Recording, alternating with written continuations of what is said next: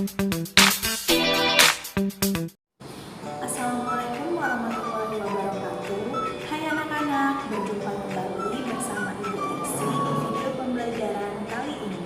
Hari ini kita akan melanjutkan belajar tema 5 ekosistem, subtema 1 komponen ekosistem, pembelajaran 4. Sebelum kita mulai belajar, ada baiknya kita berdoa menurut agama dan kepercayaan kita masing-masing. Berdoa dimulai.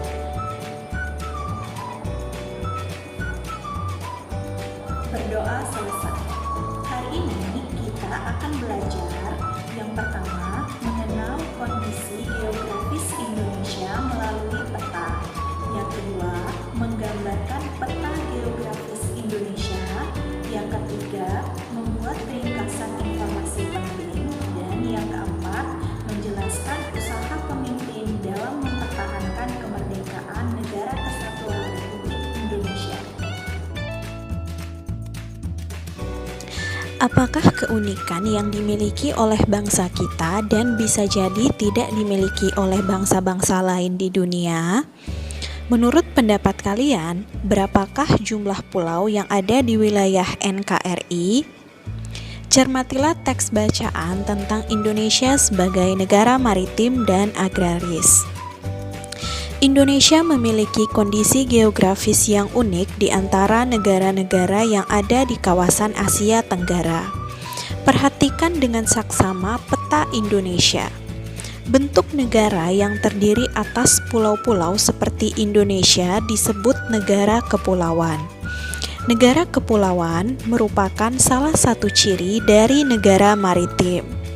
Negara maritim adalah negara yang memiliki luas laut lebih besar dibandingkan dengan luas daratan yang terdiri atas pulau-pulau.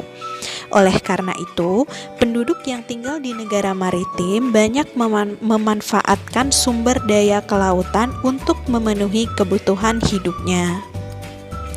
Selain sebagai negara kepulauan dan maritim, berdasarkan kondisi geografisnya, Indonesia juga merupakan negara agraris. Negara agraris adalah negara yang sebagian besar penduduknya bekerja sebagai petani yang mengolah lahan pertanian. Sebagai negara agraris, tentu saja negara Indonesia memiliki lahan subur yang sangat cocok untuk pertanian dan perkebunan. Perhatikan kembali peta Indonesia tersebut. Jika diperhatikan, negara Indonesia memiliki banyak sekali gunung berapi yang masih aktif. Abu vulkanik gunung berapi dapat menyuburkan tanah yang berada di sekitarnya. Tanah yang subur merupakan sumber daya alam yang penting untuk pertanian dan perkebunan. Keberadaan negara Indonesia sebagai negara tropis juga sangat menguntungkan. Adanya dua musim, yaitu musim kering atau musim kemarau dan musim basah atau musim hujan, membantu para petani dan nelayan Indonesia untuk bekerja. Kekayaan laut dan pertanian merupakan sumber daya andalan Indonesia. Masih ingatkah kamu dengan peristiwa Sumpah Pemuda yang terjadi pada tahun 1928? Kamu tentu ingat juga dengan sumpah yang telah diikrarkan para pemuda mewakili masyarakat Indonesia. Bagaimana menurutmu peran para pemuda saat itu? Apa akibat dari sumpah tersebut bagi bangsa dan negara Indonesia?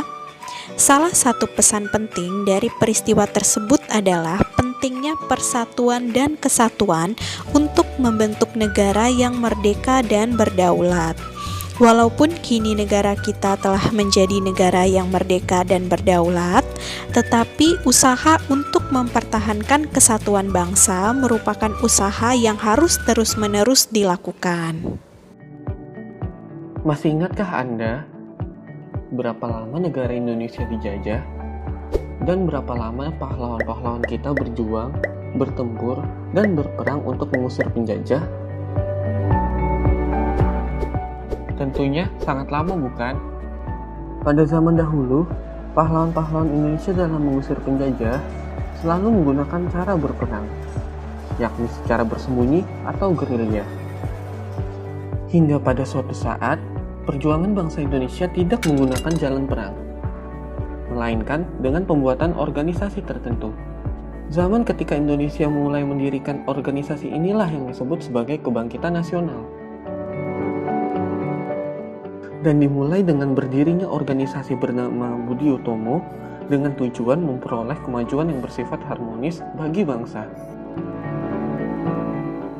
Maka, inilah kisah tentang sejarah organisasi Budi Utomo. Dr. Wahidin adalah seorang tokoh cendekiawan lulusan sekolah dasar dokter Jawa bernama Stovia yang sangat peduli atas nasib bangsanya. Pada tahun 1907, Dr. Wahidin Sudirohusodo memutuskan untuk berkeliling Pulau Jawa untuk mengkampanyekan peningkatan martabat dan kehormatan rakyat.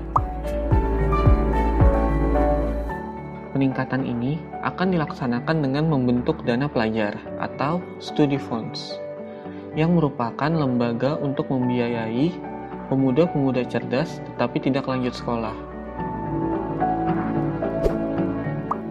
Pada akhir 1907, Dr. Wahidin bertemu dengan Sutomo, seorang pemuda siswa Stovia. Melalui diskusi dan perbincangan inilah mereka sepakat mendirikan perkumpulan yang memperhatikan nasib bangsa yang dinamakan Budi Utomo. Pada 20 Mei 1908, pukul 9 pagi di Stovia, Sutomo menjelaskan gagasannya kepada siswa Stovia dan mereka sepakat akan hal itu. Terpilihlah Sutomo menjadi ketua Budi Utomo dan bahasa Melayu dipakai sebagai bahasa resmi organisasi tersebut. Pada bulan Juli 1908, sebanyak 650 orang tergabung dalam Budi Utomo dan tersebar di 7 kota, yaitu Jakarta, Bogor, Bandung, Yogyakarta, Magelang, Surabaya, dan Probolinggo. Budi Utomo menetapkan fokus pergerakan hanya di Jawa dan Madura karena mendapat banyak pengaruh penjajahan Belanda. Pada awalnya, Budi Utomo ditolak oleh sebagian besar golongan kaum priayi atau bangsawan karena kaum priayi mendapat pendukung birokrasi dari golongan ningrat. Tetapi, Budi Utomo memperoleh dukungan dari kalangan cendekiawan atau kaum intelek Jawa yang peduli terhadap pendidikan bangsa. Kongres pertama Budi Utomo 5 Oktober 1908 diadakan di Yogyakarta sepakat menentukan pengurus besar organisasi berasal dari golongan tua. Hasil Kongres 1 Budi Utomo sebagai berikut.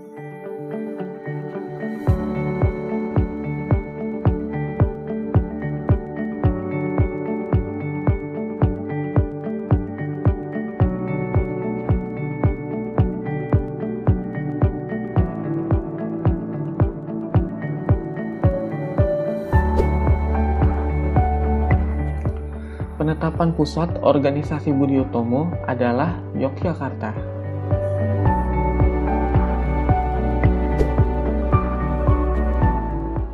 Pada tahun 1909, Dr. Cipto Mangunkusumo mengundurkan diri dari Budi Utomo untuk melaksanakan cita-citanya, yakni gerakan politik bagi seluruh rakyat Hindia Belanda. Pada tahun 1912, Notodirjo menjadi ketua Budi Utomo untuk mengejar ketertinggalannya karena munculnya organisasi-organisasi lain yaitu Sarekat Islam dan Industri Party.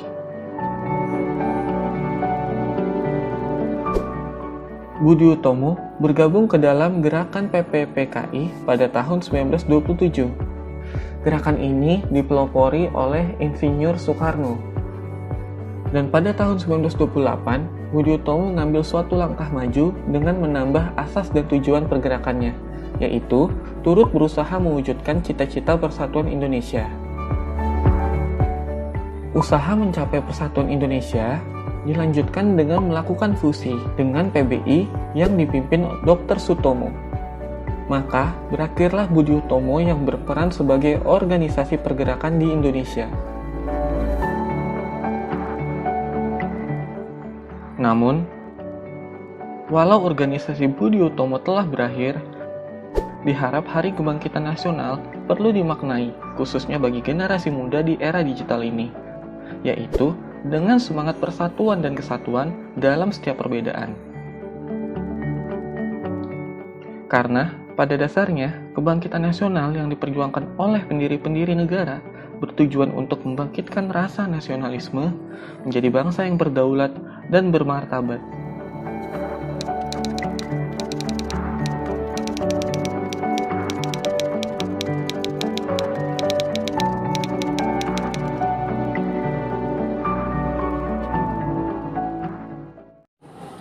Baiklah anak-anak, cukup sekian materi yang bisa Ibu Ersi sampaikan. Ibu akhiri, wassalamualaikum warahmatullahi wabarakatuh. Sampai berjumpa kembali di pembelajaran selanjutnya.